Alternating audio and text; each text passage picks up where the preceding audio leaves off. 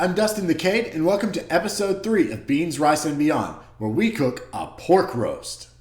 When you go to the store to buy one of the cheapest ones you can find. The one I'm using today weighed 1 3/4 pounds and only cost about $3.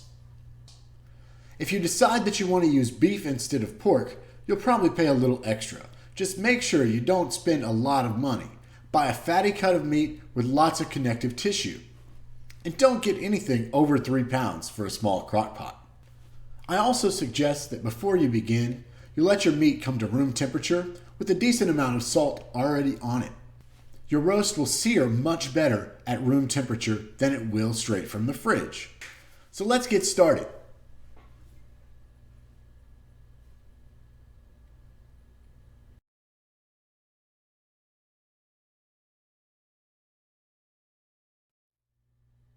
Begin by heating about a tablespoon of oil over medium-high heat. I heated some sliced sausage earlier, so some of the fat is left over. I will not waste that fat. But I'm adding a little bit of olive oil to make sure I have plenty in the bottom of this pan. To your hot oil, add your well-salted, room-temperature roast. Brown for about 3 minutes on all sides.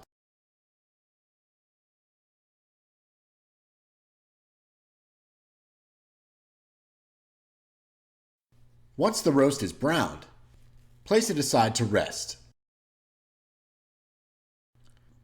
Add just a little extra olive oil for sautéing vegetables.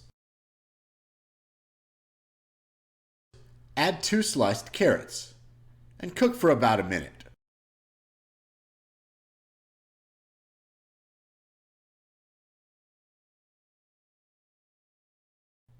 To the carrots, add diced celery, diced onion, and chopped garlic.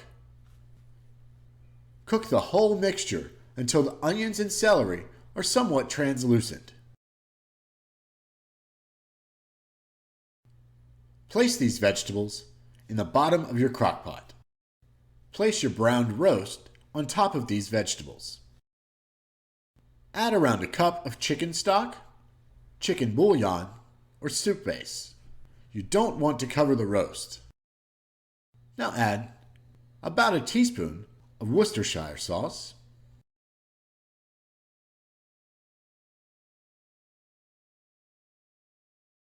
a half teaspoon of seasoned rice vinegar, a few drops of hot sauce, a half teaspoon of dried marjoram, a healthy shake of paprika, a healthy dose of cumin. I use at least a half teaspoon here. If you wish, add about a half teaspoon of sugar. Turn the roast all the way over once and bury in your vegetables and liquid. The roast should not be covered. At most, the liquid should reach halfway.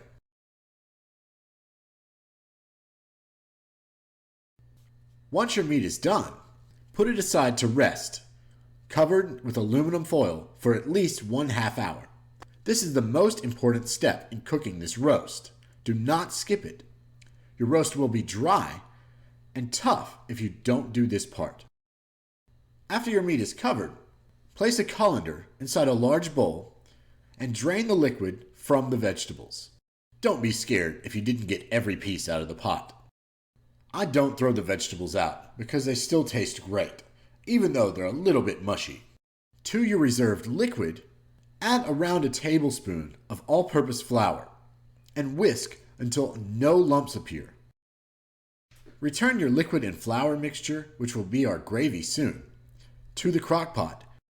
Cover and cook on high while your meat rests and rice cooks. Stir this occasionally through this time. Stir the gravy once more and prepare your plate.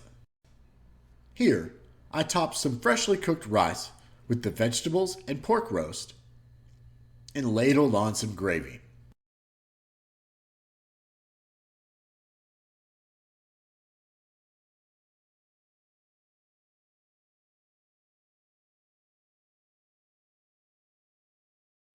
I suggest storing the meat, vegetables, gravy, and rice all separately.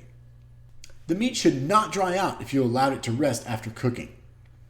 Don't be scared to throw this pork roast on top of some beans and rice as well. That's all for this episode. I hope you enjoyed this recipe and you share it with your friends. Make sure to like this video and in the comments, tell me what you thought about this pork roast. And before you go, click subscribe. That way you never miss an episode of Beans, Rice, and Beyond or my personal vlog, Confessions of a Different Mind.